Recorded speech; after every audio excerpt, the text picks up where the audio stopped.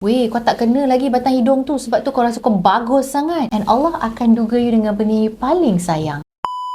Assalamualaikum and hello lovely viewers. Welcome back to Shah Alam Advisory Podcast.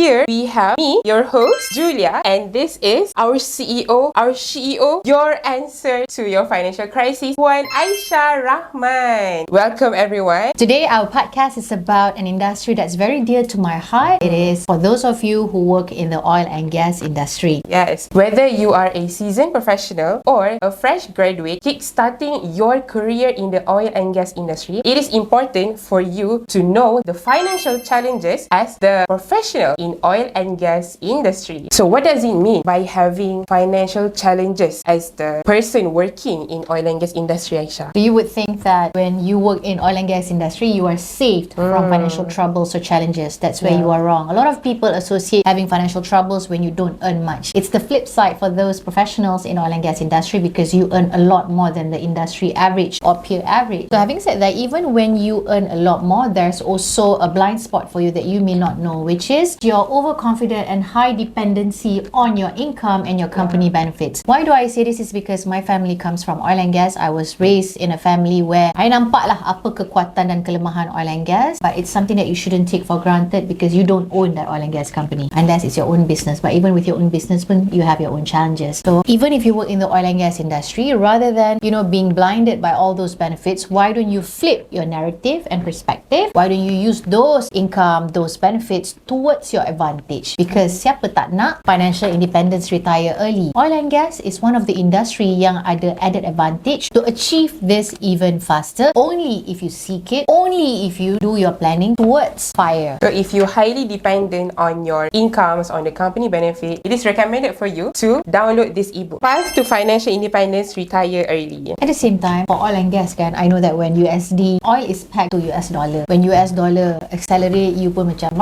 or when dia decline, you pun macam either way, takkanlah nasib kita nak bergantung kepada harga minyak. Dah lah memang orang minyak kan. But you have to understand, economy is changing. I know that there's the conversation and debate about EV, electronic vehicle, lesser dependency on oil, but whatever lah, those are things that you and I or the industry cannot control. What we can control is what we take on our part, which is financial planning, acquiring financial literacy, right? So these are for people who work in the oil and gas industry. What about wives or stay-at-home moms who are married to offshore husbands? Jangan complacent juga. Either way, you're not spared. I mean, husband you boleh tak come back from oil rig, or husband you boleh dirembat oleh perempuan lain, or worst case scenario, he can be laid off. And then what? As we know, offshore people, you pergi sana 3 months, 6 months, lepas tu you come back. Some of you are on contract, nak find the next job, the next gig dekat pelan luar negara, susah. But when it comes, you're comfortable. So there's also the element of hedging and uncertainty. And I say this because we have students who are wives to offshore men. We see from the lens of their wives the uncertainty and anxiety that come with it bila laki diorang tak ada job, sebab it's not a permanent employment kan, it's on contract basis. So either you're a full-time employee in an oil and gas company, or you're offshore person, or you're married to someone who's in the oil and gas space, offshore ke apa, please know that you will not be spared and anything can happen to you. Yeah, you always have to expect the unexpected. Aisyah, how about their financial planning and the lack of retirement planning? Number one, the bonus for people who work in the oil and gas space is you punya EPF, you punya gaji dah memang above market rate. So dekat situ you ada advantage where in a way your EPF can or may help you indirectly with retirement planning because you have a lot more EPF than people in our industry, for example. Tapi kita jangan tengok EPF you banyak in the future. Sekarang ni lifestyle ni macam mana? Balling ke? Cukup ke you punya EPF to accommodate to your balling lifestyle? Maybe your argument is you can reduce your expenses then. Ya ke boleh? Nanti jadi culture shock. Sebab apa? Oil and gas people, your office mungkin dekat Tower 1, Tower 2, Tower 3, or within the KLCC range of oil and gas banyak kat situ, ataupun Damansara Heights. Tengoklah. And then Damansara Heights pula ada pavilion baru.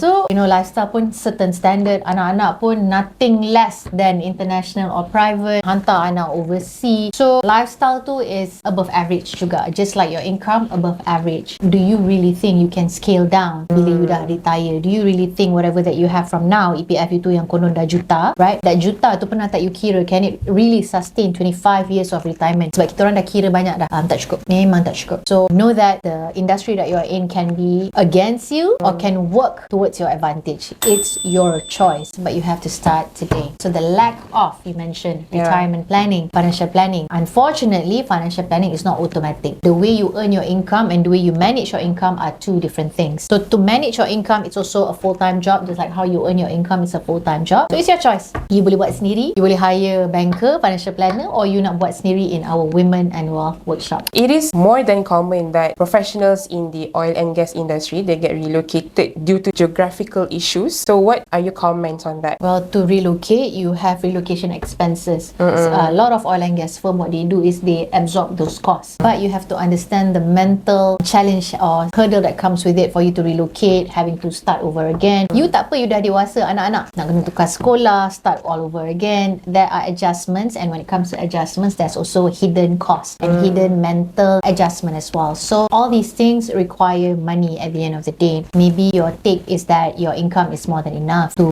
cover all these hidden adjustment expenses. But to what extent, right? Because it doesn't mean you dah relocate to Kerteh. One of our students, she was relocated to Kerteh and then she came back to KL. There are costs, there are so many adjustments and pre-planning yang membuatkan you mungkin terlepas pandang certain things, and because terlepas pandang certain things, there are costs to it. So kalau you dapat relocate to suburb or area yang macam pedalaman, the advantage is duit you tak banyak habis. Betul. Sebab tak ada mall. So use that as an opportunity to invest, to strengthen your savings, to acquire knowledge. Unfortunately, our requirement is to enter Women and Wealth workshop, you kena datang physical class. Let me say this out loud sebab ramai orang tanya tak ada online ke? Jawapan dia tak ada. Sebab I sendiri tak boleh mengajar online. Nanti I sendiri tidur. Because what do people do bila mengajar online? Tutup kamera, memasak, jalan-jalan healing. Betul. Buang masa aku, buang masa hang. So baik you datang kelas properly, we talk full on financial literacy, financial planning for you to plan, and then you go back to your offshore punya tempat ke or suburbs or whatever, and then you run on your own. Because all you need, what you lack is just knowledge. And knowledge is like something that you acquire. Amal, insyaAllah dia lekat. Dia masalah bila you acquire, lepas tu jadi kaki seminar, kaki sembang, tak buat kerja, and then amalan tu tak adalah. Tu yang ilmu tu tak melekat sebab tak berkat. It's important untuk kita amalkan ilmu yang kita dah dapat. And also there's a significant difference between online classes and face-to-face classes. Memang effect dia sangat-sangat berbeza lah. Energy, I think I really prioritize energy in class. Correct. Because we transfer energy and we receive energy, and only emotions and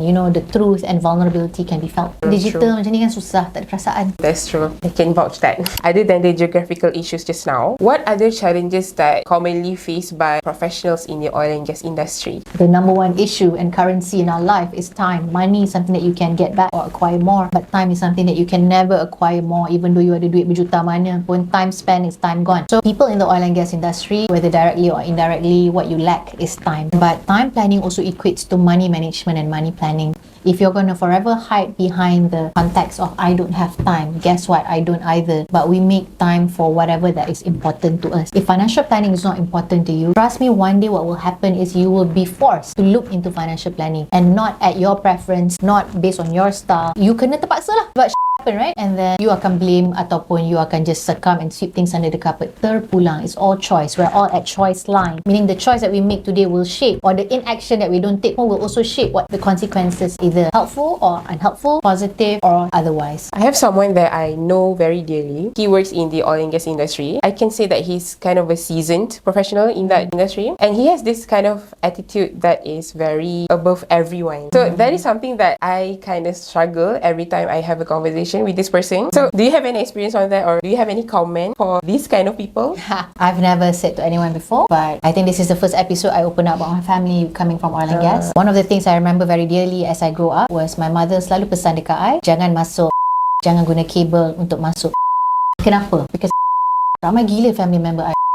My gila. And memang dari kecil I melihat macam tu. And I don't quite, because we all have, when we shape our DNA and personality, we can always tengok apa kita suka tak suka. So I tak suka macam, oh, just because you work in this oil and gas industry, you rasa macam you bapak bagus. Weh, kau tak kena lagi batang hidung tu, sebab tu kau rasa kau bagus sangat. And Allah akan duga you dengan benda you paling sayang. Kalau you kerja oil and gas tapi you main dirty politics and you tak buat kerja, you pijak orang lain, kebekatan tu hilang. Dan bila hilang kebekatan tapi gaji you masih banyak, orang ingat tu bukan dugaan. Itu dugaan, bro. So for me, kalau you rasa you above the law, then you're not my cuppa. And I'm okay to say, suka hati kau aku kisah apa kau tak bagi aku makan. But if you're the opposite, meaning you still work in oil and gas but you're humble enough to admit that you don't know what you don't know, and you know that anything can happen and anything can be taken away at any time. So kalau you rasa macam okay, nikmat yang aku dapat ni is also a test, Allah akan suatu hari nanti tanya, kau buat apa dengan kekayaan aku bagi kau kerja oil and gas? Kau ada tolong orang? Kau ada plan kewangan kau mati besok kau mati katak ke? Jawablah nanti. Tugas kita in Shah Alam Advisory and hosting Women and Wealth workshop constantly, and also we're also doing our Women and Wealth Masterclass this September, is to go out and remind people that you can come from all sorts of wealth. T20, M40, B40, I don't care what industry you're from, I can scold you, because if I see it's wrong, I'll tell you it's wrong. And that dia person of yours yang rasa dia above and you rasa macam, you know, sometimes when people from oil and gas ni I pernah jumpa, cara diorang bercakap ni very condescending. Yes, that is the word.